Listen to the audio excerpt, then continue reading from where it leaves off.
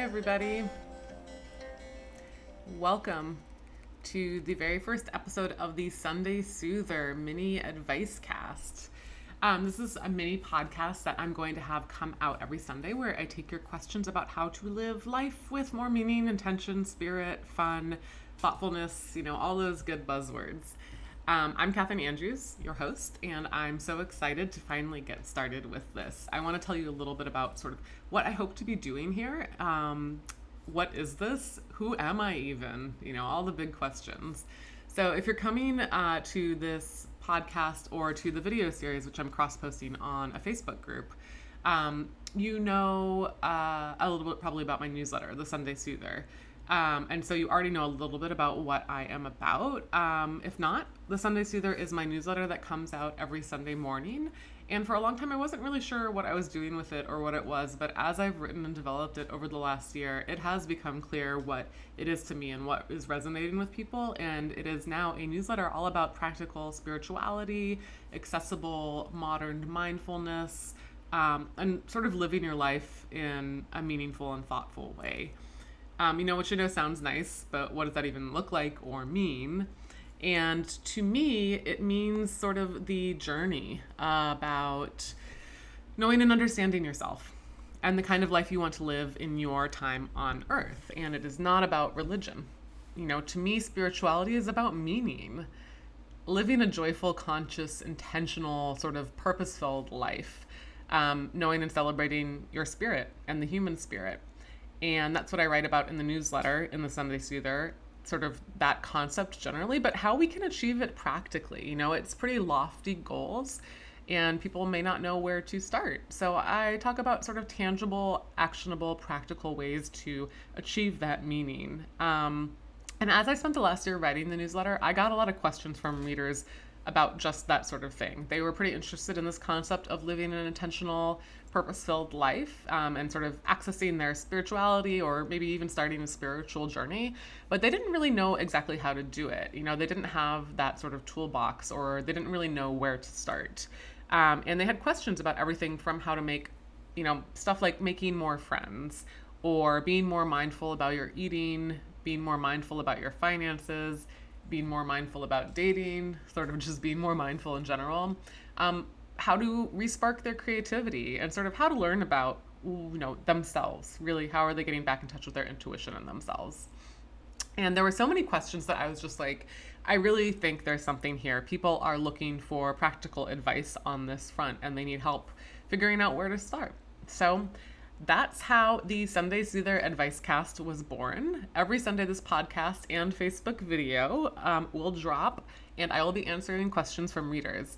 And the questions I've gotten so far span a wide range of topics, but at their core, I actually believe that they're really similar, and I believe that they're asking the same question. And that question is, who am I? What do I want to do with my one wild and precious life? As the late poet Mary Oliver so beautifully put it. And how do I get the answer to both of those questions? Where do I start? So we're going to figure that out all together. And I want to get started today. So today I am going to tackle two questions that I've gotten for readers that I think are actually more, they have something more in common than we may see at their surface. One is about being single in your late 30s, and one is about that viral millennial burnout article. So we'll get to it, but first I want to let you know if you have questions that you want me to answer, go ahead and you can email me at kathdandrews@gmail.com, or you can go to tinyletter.com/candrews. That's where my newsletter subscription link lives, and there's also a link there to an anonymous form where you can submit your questions. And if you're watching this on Facebook, you can just go ahead and put the questions in the thread below. So let's go ahead and let's get to it. Don't know why I did a little dance there, but I'm excited about these questions, and I really want to thank the readers for writing in because it's hard to sort of ask a stranger some of these really personal and intimate questions about difficult things that you're struggling with. So here's the question. Listener writes, this is a personal question that I'm struggling with at the moment, so I'm not sure that it's relevant to all of your audience or if it's something you'd have experience or interest in speaking to. And to be honest, I try so hard not to dwell on it, and remember that there are so many other important parts of my life. But being single and nearly 38 feels really hard right now. You always have a wonderful balance of perspective and strategy in your newsletters, so I'd love to hear your thoughts, be it feeling better with the status quo or working out ways to change it. Okay, so yeah, I'm super interested in this question, and I think the audience of the Sunday Soother is too. And I have a lot of experience on this front, and I feel you really, really hard. And I think the overall question is super relevant because, on its surface, it is about dating, but it's also about identity and loneliness and figuring out who you are and how you fit into the society. And that's something I see everybody struggle with, and a lot of people who read the Sunday Soother.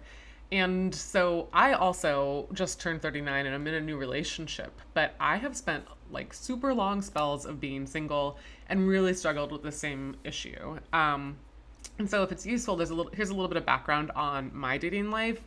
I was in a long-term relationship in my 20s that ended when I was about 27 and dated some a little bit afterwards. And then I got engaged at 30 to a guy I'd been dating for like 6 months. And I guess that works out for some people, but it did not work out for us. And we broke up a couple of years later. And then, so I was like 33 at that point and basically had a couple more relationships and dated plenty, but nothing that ended up being super long term. And in there were like tons of existentially dry spells too. And like, it was really hard. I would say for long chunks of my 30s, dating and getting into a relationship was like literally all I thought about. Like it was like a compulsive thinking disease. I actually remember when that breakup when I was about 27 happened, I was like, okay, I've got to get back on track here. It's going to take me like a year to get over this breakup, a year to meet somebody and start dating them, and then a year later we can get married. And so I'm going to be married by 30, and so everything is going to be fine. And so, it's kind of messed up to think that, of course, marriage is going to be the answer to make everything fine. But that's sort of where my brain was. And so then, of course, I found myself at 38 and single, and I was looking back like, lol, 27-year-old Catherine, the next decade is going to fuck you up hard. But it did start getting easier at some point. And I would say somewhere in the past 3 years, I started realizing that I might never get married or even meet, a serious relationship, long-term person contender. And I finally started being okay with that. And I can't say exactly how or why that was, but I do have, some thoughts. So let me go ahead and share some of those. And so I'm going to talk a little bit about some sort of general ideas and approaches here. And then I am going to go into specific resources that I think could be helpful. A couple of books and tactics that are not necessarily specifically about dating, but I think might get you a little more sorted on this front. So the biggest concept I sort of want to talk about first in being single and especially later in your 30s or 40s at a time, when people are like, oh my God, it's so crazy that you're still single. And I'm like, ugh, go in a hole and die. But the concept, I think, that can help us move past feeling shame around that is the concept of identity. And we don't spend a lot of time truly learning our own unique identities and purposes in the world. And I would say I didn't really realize this until a few years ago, which is coincidentally around the same time I started developing truly, to me, I guess kind of late in life, but I think this doesn't happen for people sometimes ever, truly developing my own identity and feeling comfortable with who I was. And I think, in fact, for a lot of us, of course, depending on a lot of factors like race and socioeconomic status and your sexuality and a lot more. It's different, of course, for everybody, so I can only speak from my experience as a white, straight woman who is financially stable and was raised in a financially stable family.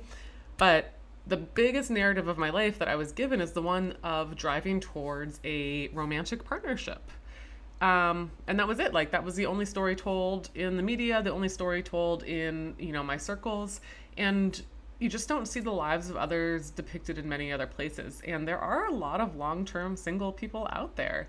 There are a lot of people who are dealing with this very same issue, but, the stories are not told or featured as prominently. And if they are, it's really only in like, they were single for a long time and then like they found the love of their life and got married. So this main narrative is told to us constantly, and it is sort of, you're told this is a driving purpose in your life to find a partner, right? And so that's identity. Like, you're not okay on your own. You need to find this other person, and you need to, as soon as you can, like reasonably can, become the identity of a partnered person, a spouse or a long-term partner, a wife, a husband. So you've got that going on. Then meantime, we're not given really any other opportunities to explore our actual core identity and purpose outside of partnership. We're shunted straight onto the path of college, dating around your 20s, get married, have some babies, and you die. And we come to believe that this is really the only path that is available to us out there. I can't posit, exactly why we're shunted into that path. There's a ton of factors, and probably like the main issues are patriarchy and capitalism, because they're at fault, like they're to blame for almost everything. But they are, that is a particular issue in terms of the fact that we are not given a chance to explore other core identities that might resonate with us more specifically. And so as I started sort of thinking about this concept of identity and how society, I guess like Western American, society that I'm coming from, in Washington, D.C. and in my circles, I became super invested a few years ago in the concept of a podcast, and I was going to call it The Modern Single. And I even had a tagline. It was called The Modern Single: Practical Tips for a Life Lived Solo. It's pretty cool. It was a good idea. I thought it was a really good idea. And I was going to talk about all the ways singles sort of had to squish their lives into the margins of a society built on the concept of coupledom. I was going to talk about traveling as a single person, finances, interviews with other long-term single people. It wasn't going to be about dating. It was going to be about living as a single person and the way you sort of have to do that in the margins of society in a lot of cases. Then, this is around November of 2016. And Donald Trump's election happened, and I was like, oh my God, this does not matter right now. And also, my creative spirit has been killed. So I tabled that idea and never really came back to it. So that's really sort of some of my history and thoughts on it, and sort of the general concept that I think is important. That is the concept of identity, and why being single and in your 30s or 40s or other times of your life can be very difficult is because you believe you're out of step with the core main identity that society has provided us. So it's completely valid. I mean, it's a very isolating experience, and it is hard. And I really appreciate your struggles with this. And I think you should feel very valid in your feelings that you're having around this. And there's also really a double layer here. You're supposed to be married by our age. But if you're not, you're supposed to like also be super cool with that fact and living your best life, but also like dating a lot and like really trying to find this thing that's going on. Are your standards too high? Like, have you tried this approach? Have you tried this app? Like, people are always trying to fix you, right? And so you are told that your identity as a single person is wrong and broken. And you can really buy into that. So, partnership is an identity, and all society is telling us that we must be in that partnership. And, you get so many rewards when you do get into it. But you're not able to identify as partnered right now. And likely you haven't, maybe been given a lot of other tools for developing other significant, meaningful identities in your life. So you might feel really isolated, alone, maybe a little purposeless. And so I think what we can do here right now, some work that we can do together that I think will help, and I can't guarantee that it will, but I think it's a good place to start, is really to work again on developing and discovering what you believe to be your true internal identity and essence. And when you begin work on finding and articulating that, I do truly believe that being single will feel less alienating. It'll still be hard because that's the society we live in. But when you find that purpose and identity, you are going to feel more secure in who you really are. Again, we are in a society that fetishizes coupledom. So it won't be the end all be all, like the total solution to everything. But I think it'll make you feel happier and more settled. So, it sounds nice, easier said than done, but how do you discover your true identity, meaning, purpose on this planet? Those are some pretty big questions, and it's not like you can just, read a book and figure it all out. I think probably this is something that you're already in touch with. You sound like a really thoughtful, reflective, self-aware sort of person who is thought a lot about this and has a lot of other great things going on in your life. So what I can offer you are some steps on how to be a little bit more secure in who you are as a person and how to release some of the shame that you might be feeling around being single. I would say step number one is working on self-compassion. Being tender with yourself is a core step towards discovering and stepping into your true identity. It really means the ability to treat oneself kindly in the face of failure, rejection, defeat. It is a critical life skill for everybody in life, but especially if you're feeling a little bit alone, a little bit ashamed, a little bit not measuring up to other people's, the identity they think you should be in. So a great way to develop self-compassion is to explore loving kindness meditations. Those are meditations where you spend time directing love to yourself and to others in the universe, even people, that you might not feel so loving towards. Don't worry, no, none of those meditations is going to make you direct love towards Donald Trump. That was always I was like, do I have to, if I do a loving kindness meditation, do I have to, are they going to make me do it towards Trump? No. But, it's practicing that generosity and tenderness of spirit towards yourself and others, and just being really gentle with yourself. So I'd just Google around for some loving kindness meditations. You can also try and download Insight Timer, which is a great meditation app, and they have lots of loving kindness meditations on there. So that's one approach for some compassion and releasing of shame. Another resource I think is great is I've been talking a lot about this book on my Instagram, and it is a book that is called Soul Without Shame. And it looks like honestly like a self-help book that you found in a box in an alley that somebody had discarded. But I actually think it's really good. And I think it could be a good read for you right now as you work to let go of any shame you're holding onto your identity as you see it as a single person.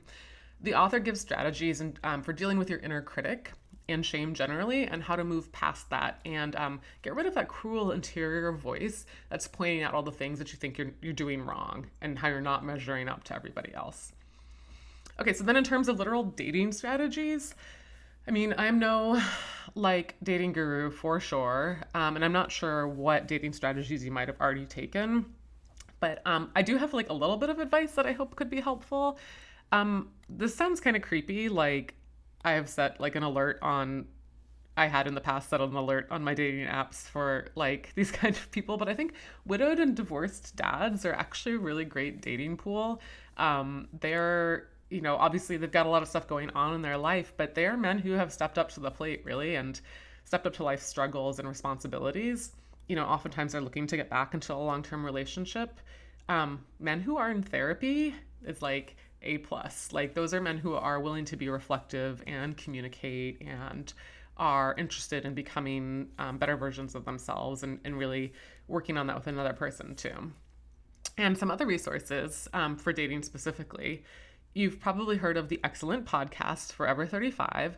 They have a Facebook subgroup for women dating, and it's really great and compassionate, and everybody sort of shares their tales and woes of what they're going through and some strategies and advice. And this guy is also sort of incredibly cheesy, and there's something that's just a little bit creepy and psycho killer about him, but this is, whatever. It's a dating coach. His name is Matthew Hussey, and he's got some good resources if you can get past sort of the cheese and the idea that you're listening to a dating coach. And I would check out his concept of the investment lever. That's something that had particularly resonated with me. And one last resource, I haven't read this book myself, but if you're looking to understand more about yourself and the way you date and relate in romantic relationships, a lot of people have recommended to me a book that's called Attached, The New Science of Adult Attachment and How It Can Help You Find and Keep Love. So that might be worth checking out. Okay, so good luck out there. Please write back. Let me know if you found any of this useful or want to talk more. And listeners, if you have thoughts on this front, please call and leave a voicemail at 202-525-6558 or email me at kathdandrews@gmail.com. I'm sure you've got a lot of perspective on dating and identity and all that sort of stuff out there that could really help this listener and other people who are struggling with this. Okay, moving on. I wanted to talk about millennial burnout. I wrote last week, or a couple of weeks ago now in my newsletter, about a spiritual approach to that viral millennial burnout article. And it clearly really hit a chord with everybody because I got a ton of responses on it. I wanted to focus briefly on one, particularly, I thought, eloquent response from a reader, and a little bit about what she really gets to in her core approach here. And she writes, "Thank you so much for this week's newsletter. This passage in particular sparked a realization in me." And then these are my words. "If you have no purpose or meaning in your life, your entire existence and all the even basically necessary and mundane tasks associated with it are going to seem like they are your life. And that realization will eventually short circuit you." Back to the reader. She says, "For a while, I've been wondering if my chronic work stress isn't somehow related to the fact that my job is my biggest commitment in my life." And this is such an important point that the reader brings up. So many of us define ourselves, our worth, our purpose by whatever job it is we hold. And actually going back to the previous question, by if we're in a romantic relationship or not. So I wanted to offer brief advice on this front. Again, it is identity related. Ask yourself the question, who am I without the doing? There's this woman, Jocelyn Glay, and she's a writer and podcaster I really admire, and she brought that question to my attention. Who are you without the doing? Who am I without the doing? It's like a great question to let roll around in your head, and when I first heard it, I short-circuited. I was like, I'm not anything without the doing. I'm a person who does. I'm a person who strives and is successful and works hard and achieves. I don't really get the question. And sort of, I was not even able to sort of understand that concept. But the more I thought about it, the more I was like, okay, this is really worth thinking about. And especially in this part where she writes, productivity has become a core part of our identity. But who are you when you're not in pursuit of success, achievement, and happiness? It's worth thinking about for all of us, whether we are happy in our jobs, whether we're in relationships, no matter who you are, who are you without the doing? So I wanted to leave you all with some homework suggestions for the week. Write down by hand, please, 10 things that you are that are not related to your job or your relationship if you're in one. They could be adjectives or nouns. For example, my list might include compassionate, DC resident, writer, aunt. And you can go on and on. Don't hold yourself back too much, but really try not to tie those words back to your romantic status or to your job. So write that list and see what you come up with. Then share it with me, please, and everybody else. Email me your responses at kathyandrews@gmail.com or leave a voicemail of the 10 items that you are without the doing at 202-525-6558, and I will share them on the next Sunday Soother Advicecast or in the newsletter. And with that, I'm signing off for today. Thank you so much for joining me on the first episode of the Sunday Soother Advicecast. This is a mini weekly podcast that gives advice to folks looking to live their lives with more intention, spirit, and meaning. You can find my newsletter at tinyletter.com/candrews. You can submit questions at that link as well. You can find me at Twitter at @candrews and on Instagram at Catherine Andrews. Thanks so much for joining me, and thanks for writing in, and I will see you next week. Take care.